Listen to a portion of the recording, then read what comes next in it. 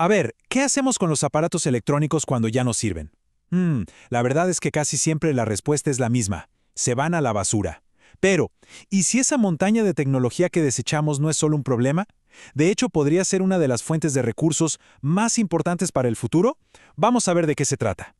¿Esta imagen les suena familiar?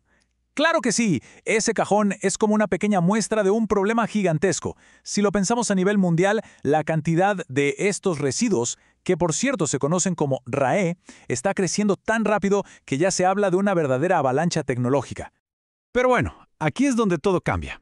Vamos a darle la vuelta a esa idea de basura. ¿Qué tal si en lugar de ver estos desechos como el final de algo, los viéramos como el comienzo? Pensemos así, como una mina súper rica, que ha estado escondida justo delante de nuestras narices. Ok, este va a ser nuestro recorrido. Primero, vamos a entender la dimensión de la montaña electrónica. Luego, veremos que es tanto un tesoro como un veneno. Nos meteremos de lleno en el desafío plástico. Y de ahí saltaremos a la gran oportunidad, la mina urbana. Veremos cómo el reciclaje del futuro lo hace posible para terminar entendiendo cómo podemos ir cerrando el círculo. Perfecto. Empecemos a desglosar esto. Lo primero es lo primero. Hay que ponerle un nombre oficial a esta montaña global de la que hablamos. Se le conoce como RAE. Y para que estemos todos en la misma sintonía, un RAE es, en pocas palabras, cualquier cosa que use un enchufe o una batería y que ya llegó al final de su vida. O sea, puede ser desde la licuadora vieja hasta una laptop. La definición, como ven, es súper amplia y la cantidad, ya se imaginarán, es enorme. Ahora, aquí viene la parte que de verdad preocupa. Más del 60% de toda esta basura electrónica termina en basureros comunes. Así, sin más, sin ningún tipo de tratamiento, sin precauciones. Y esto no solo es un desperdicio gigante de recursos que se podrían aprovechar, sino que es un peligro real, muy real, para el medio ambiente y la salud de comunidades enteras. Ok, y ahora vamos a algo que es fascinante de este tema, su doble cara. Porque cada uno de estos aparatos que tiramos es a la vez como un cofre del tesoro y al mismo tiempo una caja de Pandora.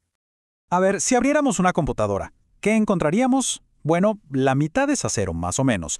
Pero la clave, lo interesante, está en ese 13% de metales no ferrosos. ¿Qué hay ahí?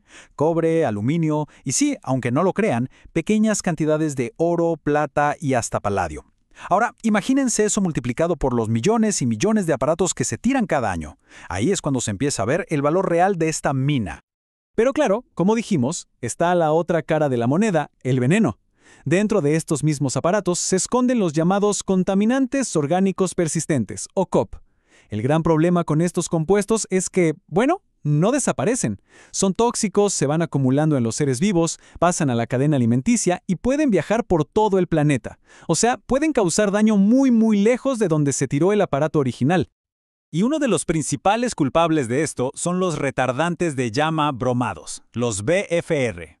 Suenan complicados, pero son básicamente aditivos químicos que se le ponen a los plásticos, a las carcasas, para que no se incendien tan fácil. Cumplen una función de seguridad súper importante mientras usamos el producto, ¿no? Pero el problema es que, cuando lo desechamos, se convierten en una amenaza muy seria. Y esto nos lleva de cabeza al componente quizá más complicado de todos, el plástico. Ocupa más del 20% del peso de estos aparatos, pero reciclarlo, eso es un verdadero rompecabezas. El gran lío es que no existe un solo tipo de plástico en los electrónicos, es más bien un cóctel. Como se ve en el gráfico, hay una mezcla de polímeros distintos, HIS, ABS, mezclas con policarbonato, cada uno con sus propias características. Y para colmo, muchas veces están mezclados con esos aditivos peligrosos que ya mencionamos. Todo esto hace que separarlos y volver a usarlos sea increíblemente difícil. Entonces, ¿cómo se le hace frente a este desafío? Bueno, hay un proceso de decisión que es clave. Lo primerísimo es preguntarse, ¿se puede reparar o reutilizar? Esa es siempre la mejor opción.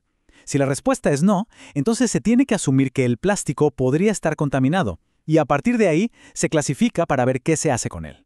O se puede limpiar y reciclar, o se tiene que desechar de una forma súper controlada y segura. Pero una vez que entendemos el desafío, podemos ver la enorme oportunidad. Y aquí es donde ese concepto de mina urbana de verdad cobra vida. Estamos hablando de transformar un problema ambiental gigantesco en un motor de innovación y, ¿por qué no?, de economía. Miren esta cita. Aunque ya tiene sus años, la verdad es que da justo en el clavo sobre el potencial económico. Lo que antes veíamos solo como basura, como algo que estorbaba, ahora se reconoce como una fuente de materiales súper valiosos, y esto está creando toda una nueva industria. Y ojo, que esto no es teoría. Ya hay empresas que son pioneras en esto. Por ejemplo, Exitavis Circular, que usa inteligencia artificial para darle una segunda vida a los aparatos. O Recycling, que se enfoca en sacarles los metales preciosos, como la plata. Y también está Proambi, que organiza estos eventos de recolección masiva. Son la prueba de que este modelo de negocio no solo es una buena idea, sino que ya está pasando.